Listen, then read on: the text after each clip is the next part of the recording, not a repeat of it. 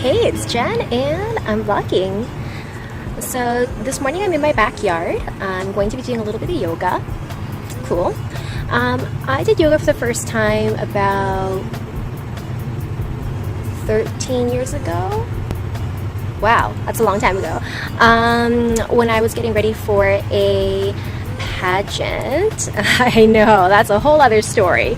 But yeah, I did it for about a month and I was really surprised at how refreshed I felt afterwards and how focused I was. It was just really eye-opening. And you know, I have to say, when I first went to class, I was super insecure. I have no balance and no core strength, not athletic. So, you know, I was definitely really self-conscious at first, but seeing the type of people that were there, just people from every walks of life, and, you know, all different types of diverse age groups and genders in the class really helped me to feel like I wasn't alone. Yeah, I feel that yoga really helps to focus me. It helps me to feel energized afterwards, and I feel really good because I feel like I've conquered something that I know I'm really not good at. So I'm, to this day, not a yoga practicer, but when I feel the need to ground myself or re-energize my mind and my body, yoga is kind of what I gravitate towards. And it's challenging. That's the other thing too that I really love about it, is that because I know that I suck so bad, I find that there's this really great challenge in having a good session, overcoming the things that I tell myself I'm terrible at, and yeah, makes me feel good. So let's get on it.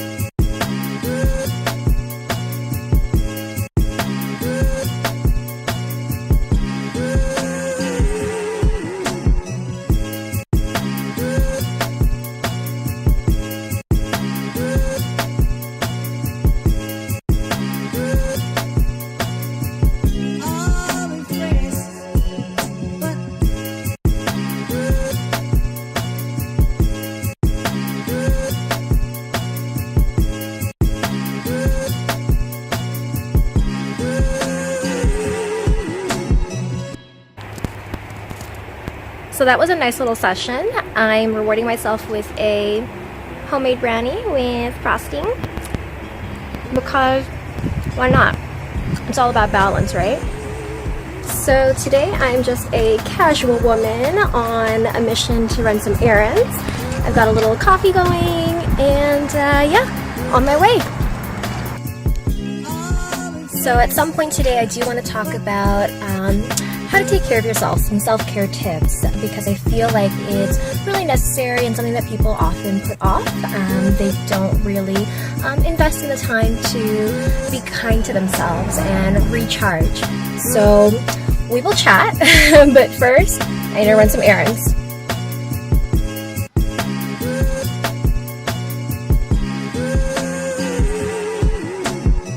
Hey, I'm at Earl's, grabbing a bite to eat and hopefully doing some vlogging, a little bit of work, and some reading as well. So yeah.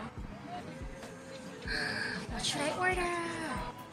Just came out. It all looks incredible. I'm pretty excited to eat it.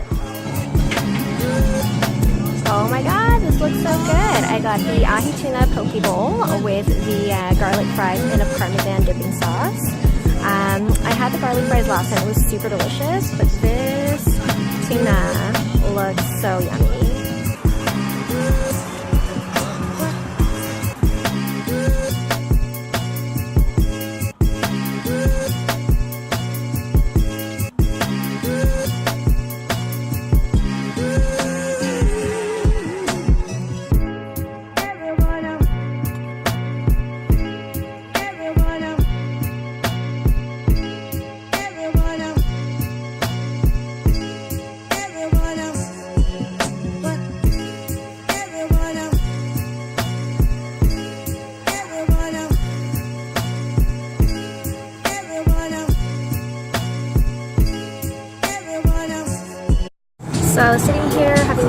am reading my book. It's a book by Joel Osteen called Everyday Friday, and it's basically just a compilation of devotionals.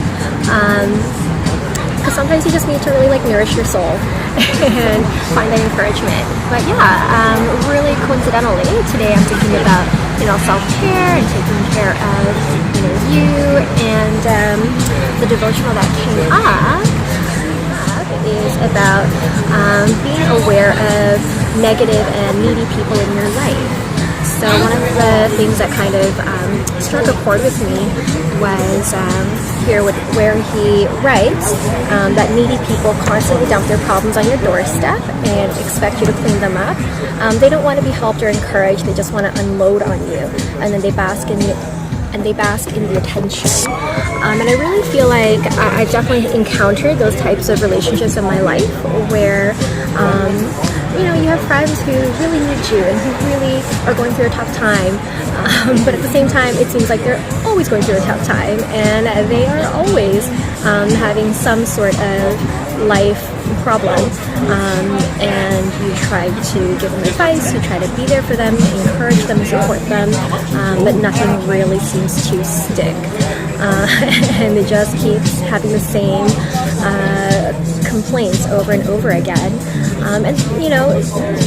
Joel talks about how we each have a destiny in our life and a purpose that we are supposed to be fulfilling, or that we should be, working towards, and we can't let negative and needy people drain ourselves or take us away from the purpose and the path that we're on.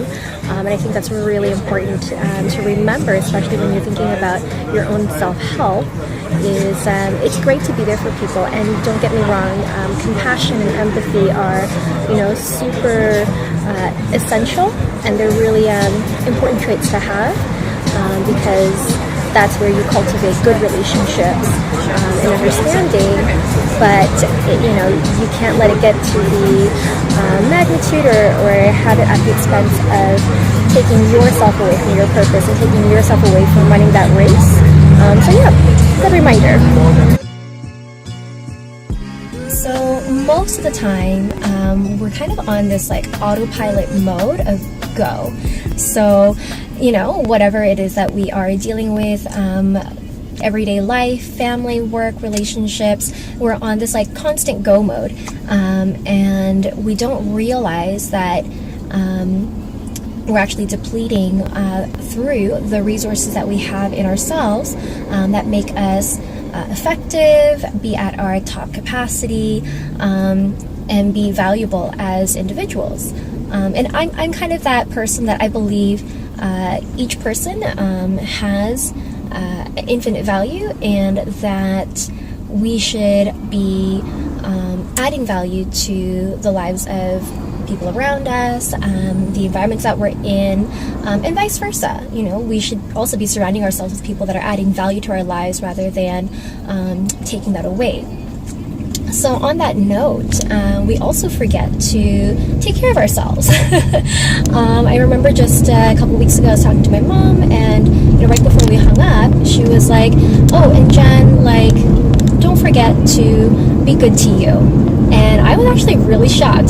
My mom is not the person who's going to be telling me to take care of myself, because I've always grown up with that mentality, or the thought that I have to constantly be giving and be humble and be serving.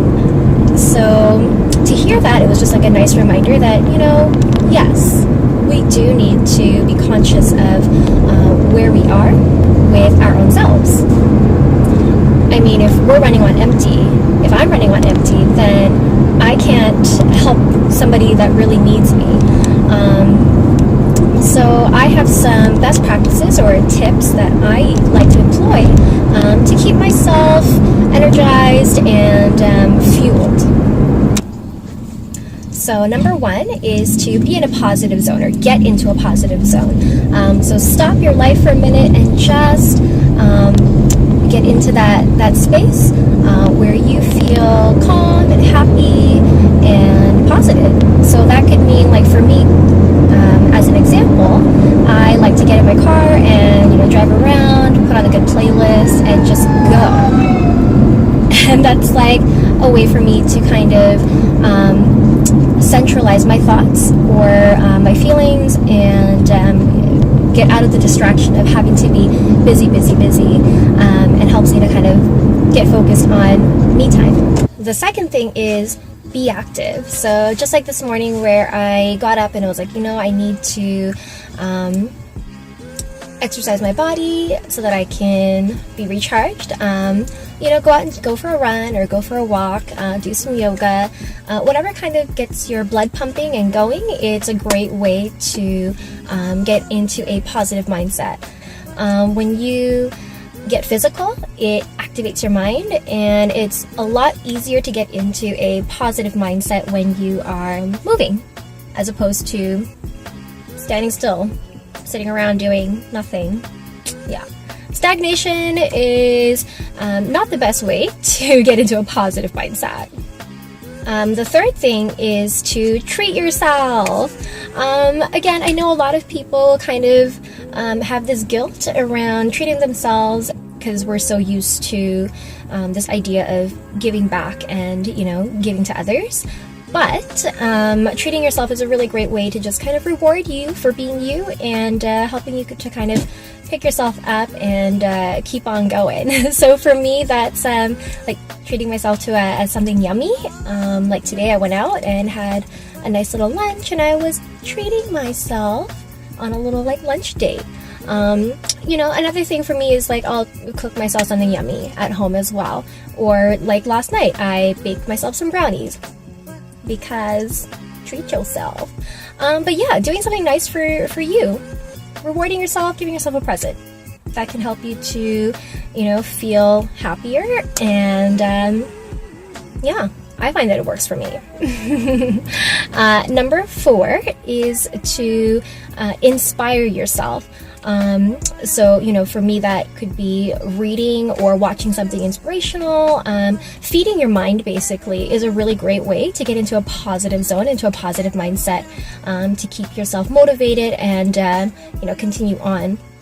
So I find that reading can be a really great way to gather new ideas, new thoughts, or even just reignite things that you feel really passionate about, or that you can learn from.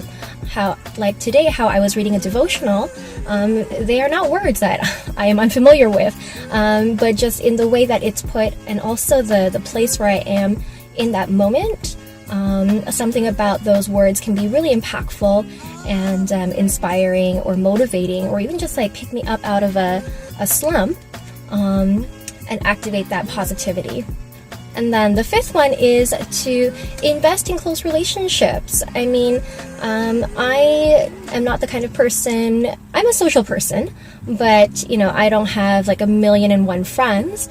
I have a few close friends, and of course my family, and, investing in those relationships with value is one of the best ways for you to also continue to stay on that positive mindset, and also be a positive influence to others. So, it doesn't have to be super extravagant, like spending a ton of time with somebody, or, giant gifts. Like just last night, my friend Ginny and I, we sat down for a quick little bubble tea date, just to catch up. We hadn't seen each other in a while, and we made the effort to plan a night where we can just sit down for an hour or so and, just chat, see where we're at in life, and to encourage each other. It can even be something like, for me, I will randomly text friends and just see how they're doing for the day, or give them words of encouragement, whether I know what's going on in their life or not, just for them to know that I'm here for them and that I'm thinking of them. And, on my end, when I receive those kind of random texts of kindness, it's always a delight, and I feel like there's that closeness with the person, and it just keeps that positivity going. And then you want to kind of pass it on. It's almost like a pay it forward moment where you get that lovely word of encouragement from a friend in the morning, and you're like, you know what? I bet you there's somebody who needs to hear this right now too, and you just want to extend that kindness to somebody else. So investing in personal relationships and adding value to those, another really great way to stay positive. So those are my 5 ways that I increase positivity in my life and therefore also take care of myself.